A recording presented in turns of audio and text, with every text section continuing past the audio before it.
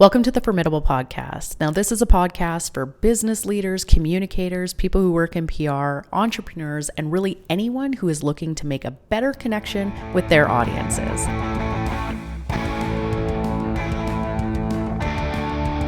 I'm Amaya Daly, the founder of Formidable PR and the host of this podcast, and we are a PR agency that is focused on making better connections with audiences and working with impossibly cool brands. On today's episode, we are absolutely thrilled to welcome Medgine Mathurin to join us and talk about storytelling. Medgine is a Haitian-born spoken word artist, a published author, and a patient advocate. Her multilingual upbringing has not only prompted her to begin experimenting with the potential and magic of a language, but also naturally compelled her into this deep love of poetry. Medgine has used her own chronic health struggles to fuel a desire to merge her storytelling and the power of language into patient advocacy work, especially for marginalized women with chronic illnesses. She has created a platform on her own social media accounts to help connect those who are struggling. As a professional storyteller, we had to ask Medgine to join us on the podcast to share her knowledge and expertise on writing,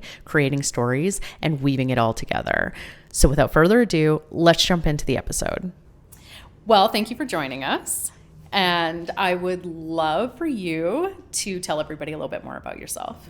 Thanks for having me. My name is Medgine Mathurin. I am a poet.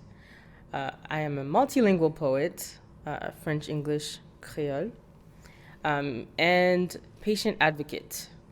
And I am originally from Haiti, grew up in Canada for most of my life at this point. And so, yeah,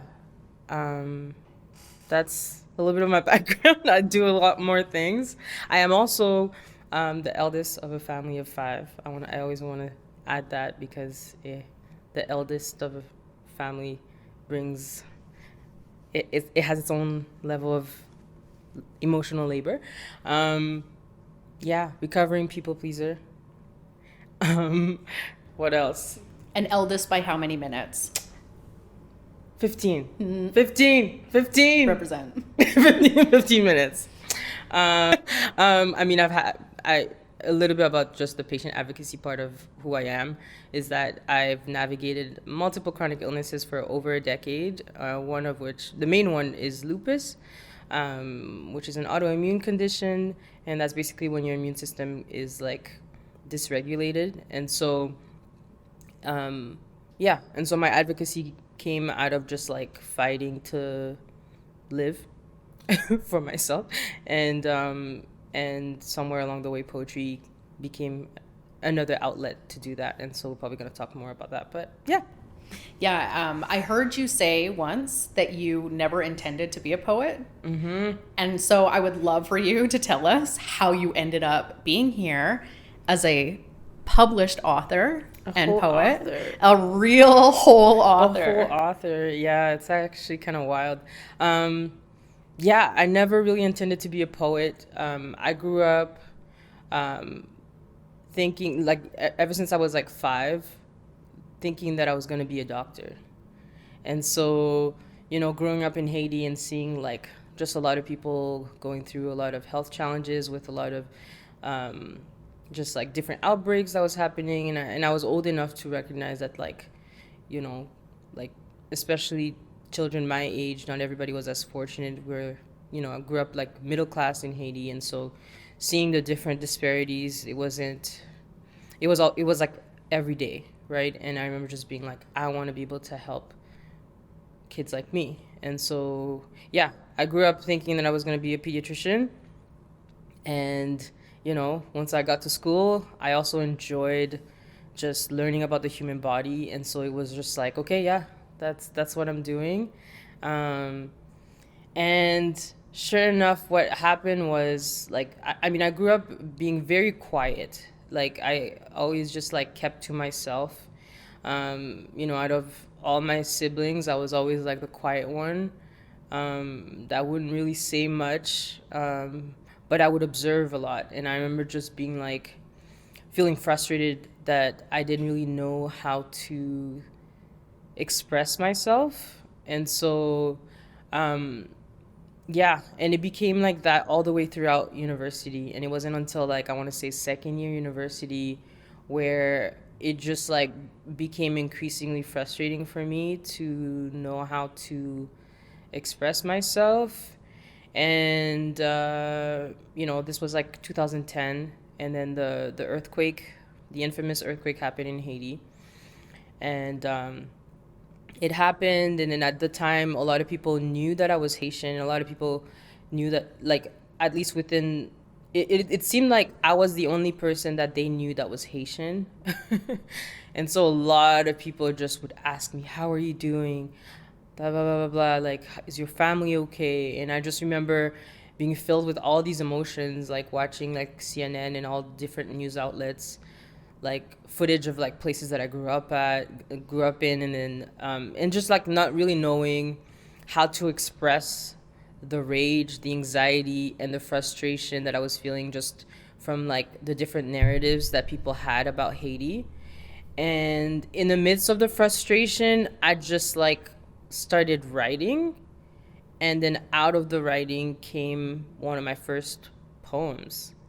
And I didn't really realize it was a poem until after I finished it, and I was like, I think this is a poem. And so, and what was a great opportunity was that around that time was also like the beginning, at least in Edmonton, like of like the open mic, like spoken word scene in Edmonton was like literally getting started. And so yeah, I shared my poem one time at an open mic. It was mostly like verbal diarrhea, where you go on stage. I don't know. In my mind, I was terrified of public speaking, and so it was more like I just knew that I needed to just say it out loud, like what I've written out loud, and so I did. It was like a lot. It was just like I just didn't want to be. I didn't want to engage with the public. I was just terrified, but I knew that I needed to do it for myself. And so from then, it just became like an outlet for me to just like dig into myself, and then to find my voice, and to also recognize like what I actually feel. And so it became more of an exploration, like a personal exploration for me. And then it became more of like as I explored what was within me, and as I've learned to like just say what I ended up finding out loud, then it became more spoken word. Then it became a way for me to like reassert my own voice. And so I feel like it's also like, I guess, the origin of even like the way that I've learned to advocate for myself even before the diagnosis. It was really like I found my voice through poetry, and then like I like doubled down when I got diagnosed. But yeah. I think it's so beautiful that like the birth of something so great as like your art came from like such terrible times, right? That you were able to take that and bring that forward to share with everyone. So I think that's very brave, and thank you for sharing that with Thank us. you. I don't know. It's one of those things where I think even the value of what I was doing, I didn't really recognize at the time. It became so much more of a like, this is a conversation between myself, and that's it. Um, and I think because I did that, it allowed me to be true to myself in the work, in the writing and stuff. Because I think, especially when it comes to like anything public performance type of like, any artist that does any public work, it's easy to get swayed by like other people's um, perception, or just like how people do things. And I think because I made it so much about like just like let's find like the truest version of how I'm feeling right now. And so that helped kind of remove the stigma of like I'm talking about something very heavy, because it wasn't about like, oh, I'm gonna explore this topic. It's more of like I'm gonna try to figure out where I'm at. And whatever that is, I just need to I need to have a name for what is happening. And I think that's also why I gravitated towards poetry, because you can do that in poetry.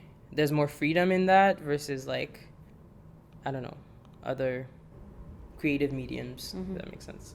Totally. Yeah. I think poetry is so much about storytelling, and on the other side of this too, PR and communications is so much about storytelling as well. So I think that we have a lot of overlap in the types of work that we do. Can you talk about a little bit about your process or the steps you take when it comes to like writing a piece and telling a story? Yeah, I think the one misconception I would say when it comes to storytelling is that there has to be like, I think people always look for like a certain formula to tell a story, and I think it could like it can limit us from like bringing our own personality into the ways that we naturally express how we feel. And so for me, when it comes to like when I know that I want to write about a topic, it comes from different places. So there's times where all I have is a question. All I have is like a particular question that I want to explore. And so one of the great ways to tell a story is through a question. And so sometimes my process is like I just write whatever that's been like sitting in my mind for a long time. I write that down. And then I also just learn to be patient with myself as far as like the ideas that kind of unravel from the questions. And so so sometimes it stems from a question, and from there is just expounding on the questions, and also like naming like what comes out of the question. And then another way is really to explore a particular feeling. And so sometimes it's like, you know, what somebody said. A lot of my poems actually that stem from conversations I've had with people, or things that people have said that stuck with me and either bothered me or made me feel a certain way. They tend to become like the opening of a poem for me, where I try to explore what comes out of those parts. And so so that's like one way of doing it. And the other way I do it is also through just like for example, like in my book, I talk a lot about my mom. I talk a lot about my mother and the different things that I've seen her navigate and overcome. And in the midst of that, and so when I was writing some of these poems, it was it was more around like, I know that I want to talk about my mother and particular topics. So sometimes it's about writing down the topic and then kind of create a mind map from there around like what's coming out from these two words. So I think in one of my poems I did write like, just like, I know that I wanted to talk about my mother and in the ways that like she doesn't address certain issues. And so it was just like writing these two lines, and then really like it's almost like a brain dump where I'm just writing like everything that's coming out, whether it be a sentence, a feeling, or a mood. I try not to limit myself as to what's coming out. And I also try not to judge what's coming out of my mind. I think sometimes we try to self-edit. And one great way of preventing the self-edit is giving yourself like a time frame. One thing that a lot of writers do to prevent writer's block is you time yourself. You give yourself like a very short time frame to write. So like whether it be 3 minutes or 30 seconds, you just put the timer and then you write whatever's coming in your mind. Like it could be a particular topic, but it's a great muscle to exercise like your non-judgmental brain, like to like block that, like that you're able to just like write whatever's in your mind. It doesn't have to be coherent. You're not here to judge the writing. You're just here to release whatever's on your mind. And that has been like a great exercise, especially when I feel stuck about like, I know I want to write about my father or whatever, I don't know where to start. Like, I give myself a timeline. There's this website that's called mostdangerouswritingapp.com, I think is what it's called. And you basically go on the website, you choose a timer. So it could be 3 minutes, 5 minutes, or 10 minutes, or like if you're like feeling spicy, you just don't give yourself a time. And then once you start typing, the timer starts. If you stop before that time frame, you lose everything you've written. So it's like, it gives you the anxiety of like, you don't want to like, you don't know what's coming out, but then also you don't want to lose all the work you've been doing. So it just pushes you to just type until the time frame. Then you can save. Then you can look back and actually like edit and do what you want. But what I found about the website, as anxiety inducing as it's been, like it pushed me, first of all, out of like, okay, I don't like, it pushed me from judging my work, but it allowed me to get to the true version of what I'm trying to say. And so I think that's like, yeah, I think sometimes we need to add pressure to ourselves to get to the heart of what we're trying to say or trying to communicate, especially when it comes to a story. And adding those parameters sometimes can be like the catalyst that will get to that. My palms are sweaty. Like, you even just talking about that website. Like, I'm the type of person who like writes a sentence, save. Right? Yeah. Like, I am like constantly saving. Like, literally sweating thinking about it.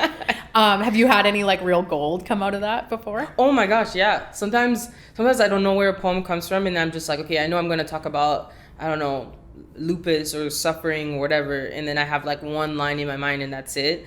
I just start writing that line, and then the timer starts. So I just gotta like right. And then like, you know, sometimes it's like 90% trash, but like you have like 2 or 3 lines and you're like gold though. Yeah. And then literally I just copy and paste those lines and I'm like, okay, there's like something there. So like, let's just sit with that. Yeah. And then as I sit with that, like more good things come out of that. But it's just like, yeah, because you don't really know what's inside of you. And I think that's the fun part about like just writing in general. That I enjoy the most. It's like a discovery, because like sometimes you even when you tell a story, sometimes you think you know where the end is gonna be, but it's a very liberating thing when you just allow the story to kind of unfold freely without restricting it to like the way that you want it to look like. Yeah. You also told me about talking still on writer's block, the like creative dates with yourself. Mm-hmm. Like you're the one who's like constantly encouraging that. So can you talk a little bit about that concept? Yeah. So this is definitely not my own original concept. This was actually what I've learned from The Artist's Way by Julia Cameron, I believe is her name. And honestly, that book is like my creativity Bible. I go to it anytime I'm feeling a ways about my art, whether it be creative block or like frustrations or like insecurities about whateverness. And one of the exercises that she encourages, especially for creatives of any kind, is to have artist dates. And an artist date is meant to be solo. It's meant to also free you from the pressure of like you're the one who has to like do the thing, but you're just like receiving and consuming art in any way. And it's always great when it's outside of your own like scope. And what that does is that it allows you to expand your own like perspective and you can like stir your own creativity in a different way that you wouldn't have otherwise. And yeah, so I've tried to like be intentional, and like the whole thing with it is like you're supposed to do it like once a week. I haven't been able to do that as regularly these days, but that's something I want to like get back to, because it also adds joy to the work, because it's like, yeah, it could be, being creative is hard. It's stressful. Capitalism is out here. So, you know, sucking out the joy. So you gotta like pull that back in. And you feed your joy with other people's beautiful work. Yeah, exactly. For sure. Yeah. You touched on this in the beginning of our intro here, that you also do patient advocacy work. Can you tell us a little bit about what that looks like? Yeah, so a little bit of my background is that, for a number of years, I worked in the healthcare field as an allied healthcare provider, basically supporting family physicians and things around quality improvement work, which is basically the science of healthcare improvement. And what's been interesting in working with different healthcare providers is I also carried that lived experience at home. And so there was like a lot of internal motivation in working with that.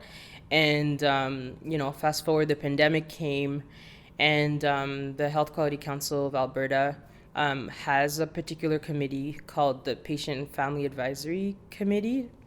And it's a voluntary committee where they are looking for people who have lived experience, either personal lived experience or lived experience like caring for people who have navigated the health system.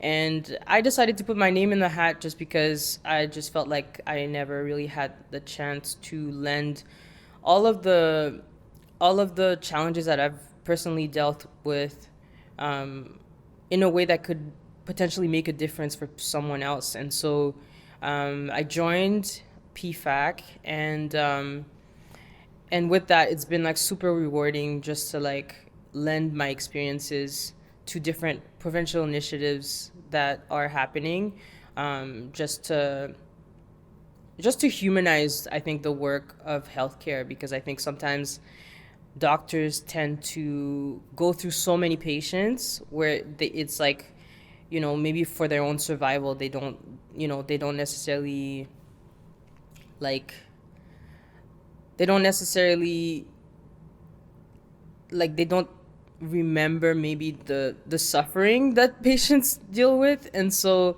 I'm big on like trying to humanize the systematic work. Does that make sense? Absolutely. Yeah. And so so it's been a combination of that, but also like I use my social media often to just like share my own lived experience, because I know how isolating it is to live and navigate the healthcare system in isolation. Like when I was diagnosed with lupus, I didn't know anybody else with lupus, and so it's incredibly isolating to navigate lupus when you don't know anybody else who has it, and a lot of people don't know what it is. And so and then in that I found a lot of community, and I also found that a lot of people felt less alone in sharing that. And so that's what motivates me to continue to do this work. With your patient advocacy work, do you find yourself, like, you're speaking up a lot for patients and you're bringing their stories forward? Do you have any tips for what that's like to collect that information from somebody else and to be the person who's bringing their voice forward?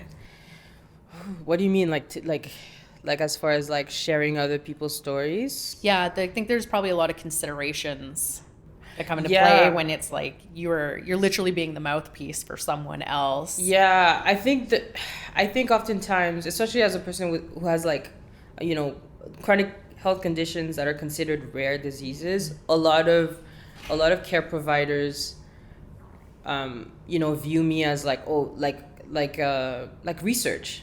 So, you go through different procedures, and then because they don't see a lot of lupus patients or whatever, and they bring in the fellow students, and they're like, okay, they're gonna supervise the work. And so I think for me, I'm really careful, because I know that like my lived experience is unique to me, and I can't represent all lupus patients, everybody that, and you know what I mean? Like, because of the uniqueness and also like the vulnerability of even just like sharing your lived experience can be very traumatic. I think it's so important to engage anybody in this work from like a trauma-based lens.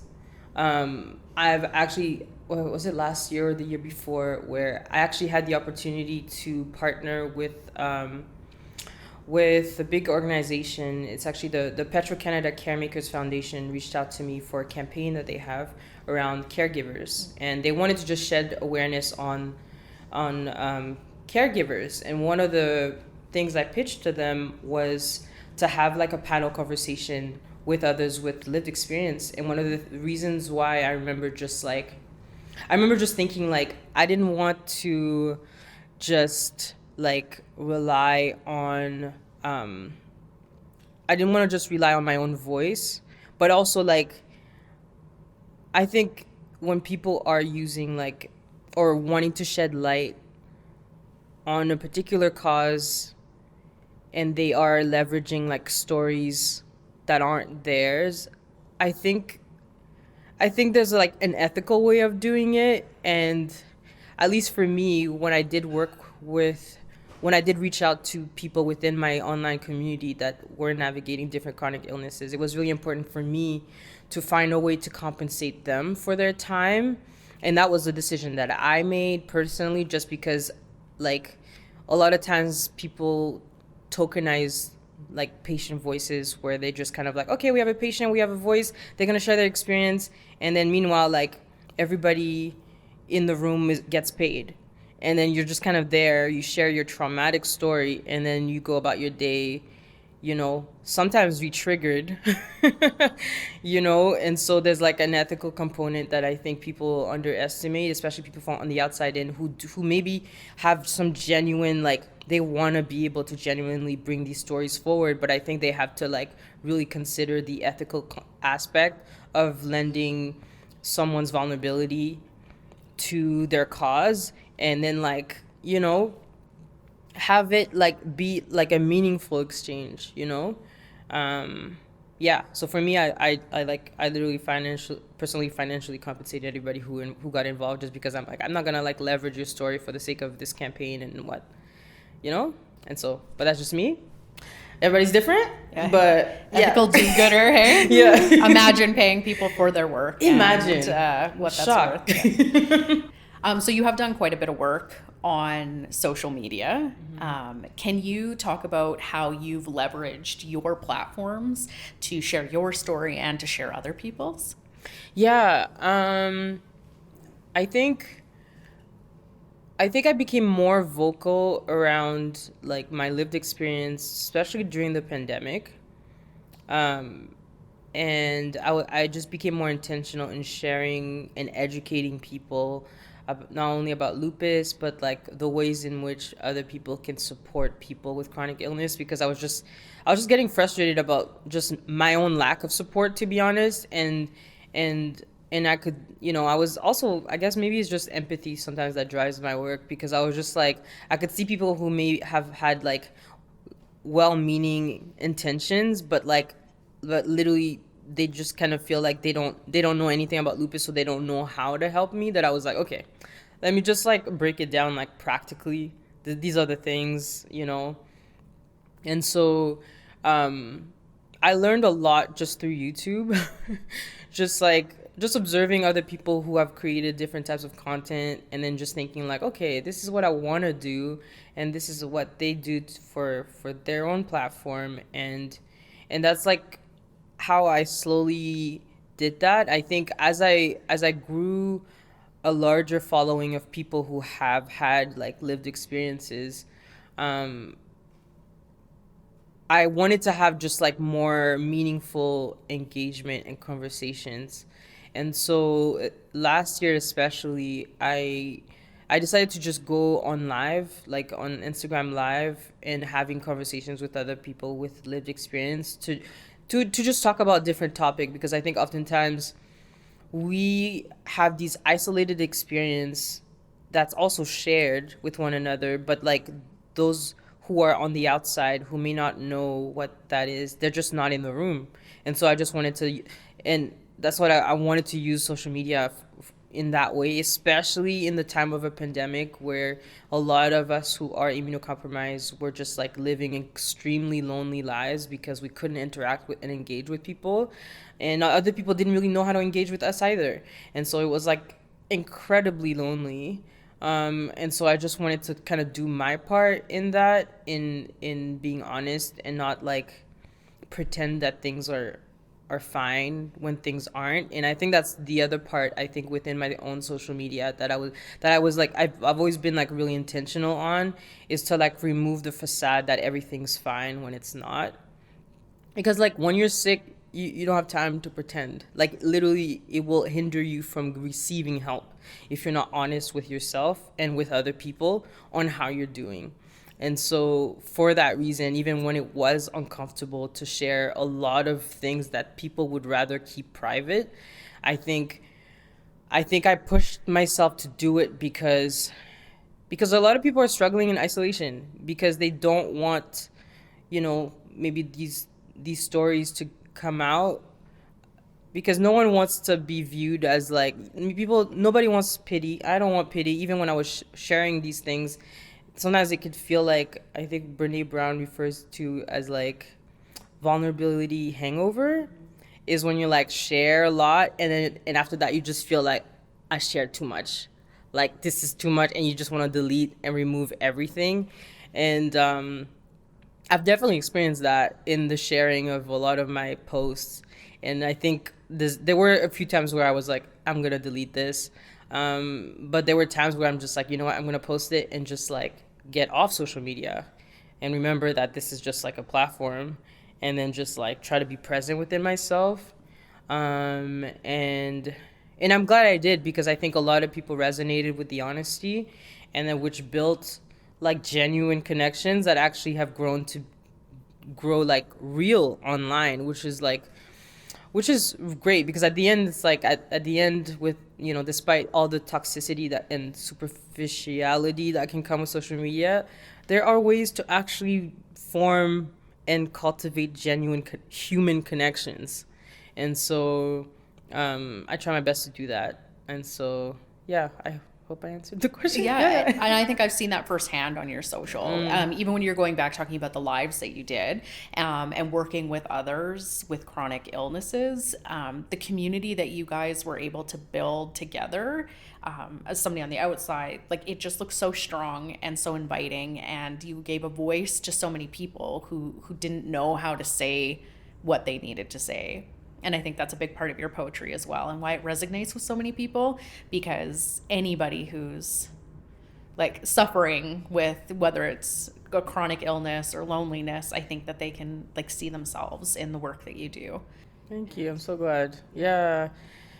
Yeah, because it's isolating. It was like my own way of like countering like my own isolation, because I felt connected to people that, yeah, to others who may not be in the same geographical location as me, but like they know, you know?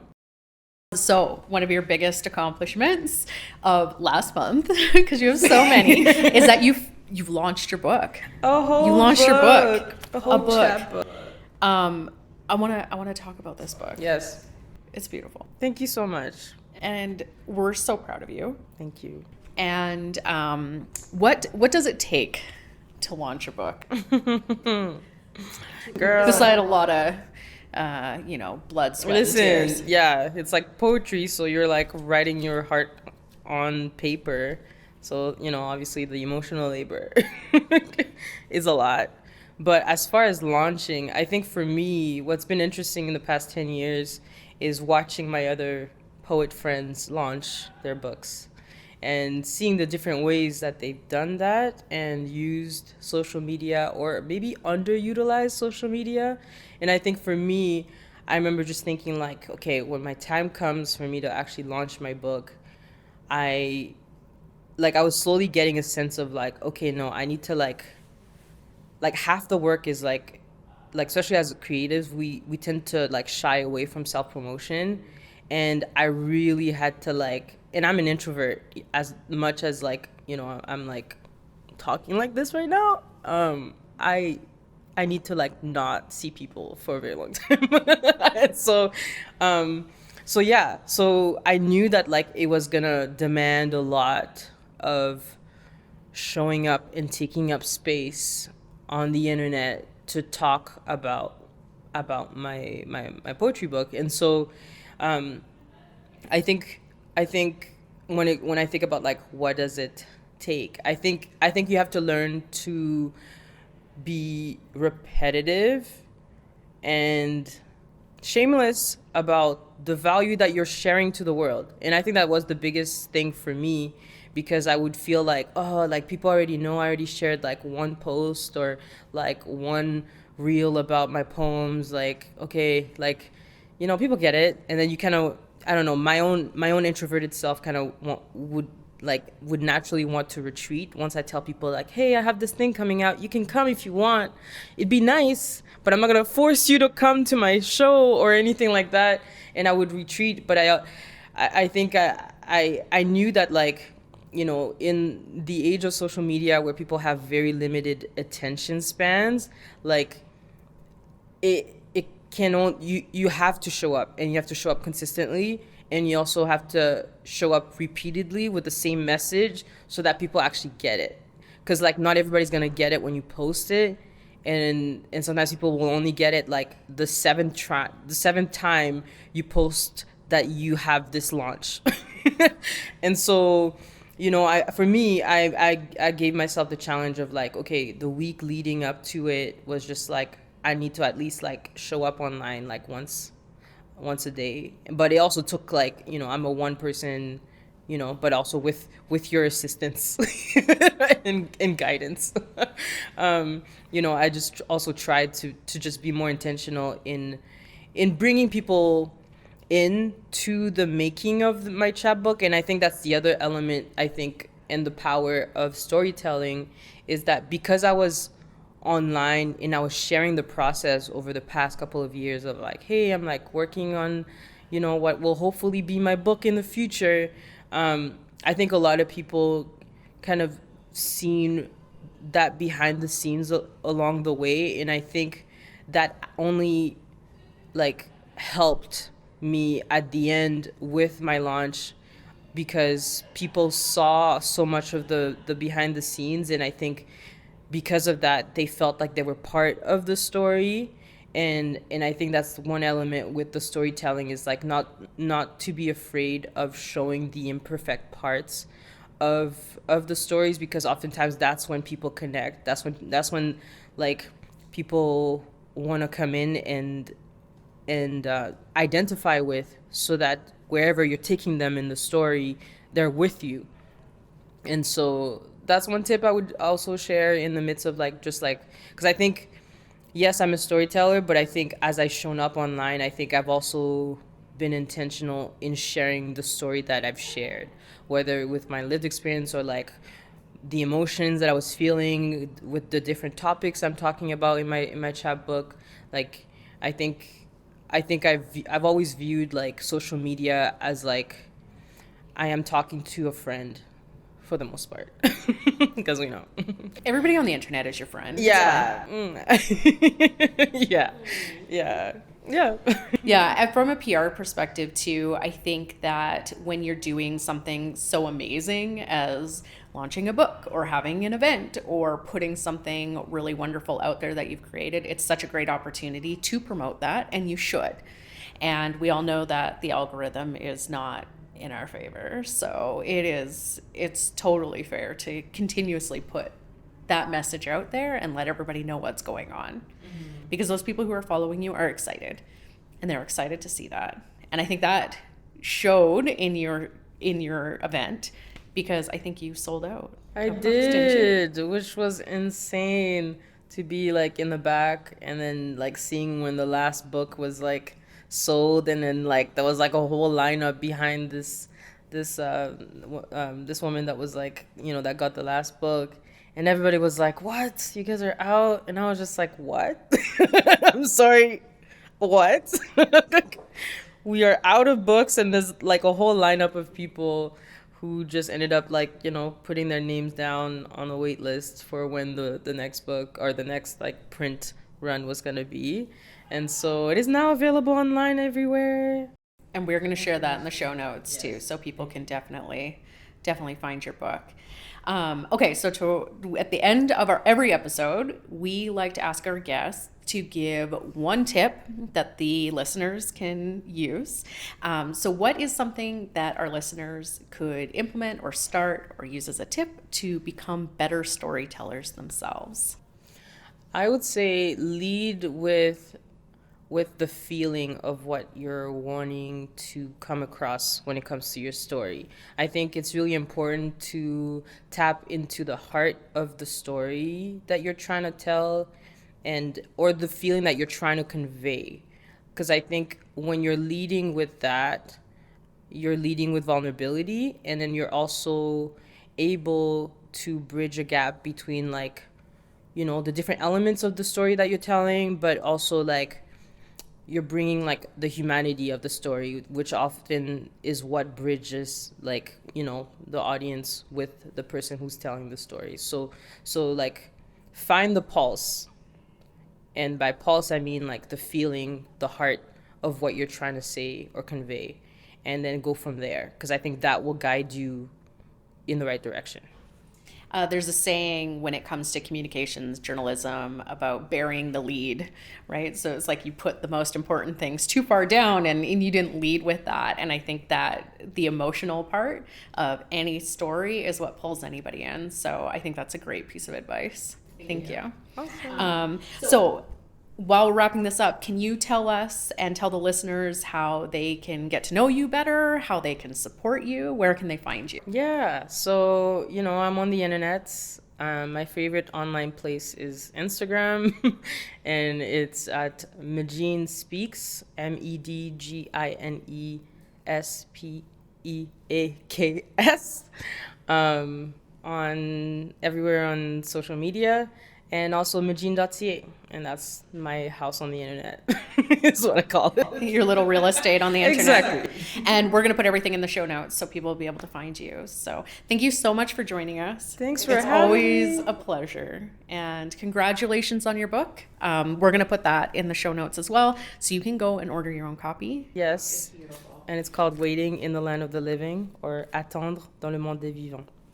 Thanks so much for having me. Thank you. Hey, thanks for listening to the episode, and we hope that you enjoyed the conversation with Medgine as much as we loved having it. Be sure to check those show notes because everything that we referenced is all in there with a quick link. If you like this kind of content, make sure that you follow us because we're going to put out more every month. So you can find us on YouTube, you can find us on all your podcast streaming platforms, and of course, check out our socials if you want to talk some more. So thanks for hanging out. We'll see you next month.